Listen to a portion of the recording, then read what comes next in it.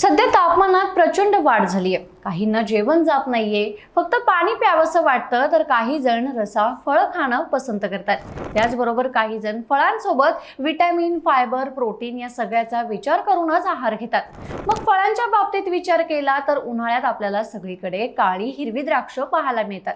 पण तुम्हाला माहिती आहे का, विटॅमिन सी हे काळ्या द्राक्षांमध्ये जास्त असतं की हिरव्या द्राक्षांमध्ये? तर काळी द्राक्ष आणि हिरवी द्राक्ष दोन्हीही आरोग्यासाठी फायदेशीर असतात, पण विटॅमिन सी च्या प्रमाणात थोडासा फरक असतो.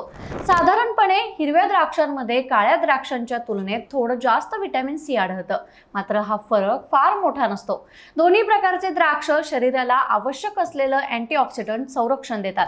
काळ्या द्राक्षांमध्ये विटॅमिन सी थोडं कमी असलं तरी त्यात शक्तिशाली अँटीऑक्सिडंट्स भरपूर प्रमाणात असतात. काळी द्राक्ष ही हृदयासाठी चांगली असतात, त्वचेच्या आरोग्यास मदत करतात, तसंच सूज कमी करण्यासही उपयोगी असतात.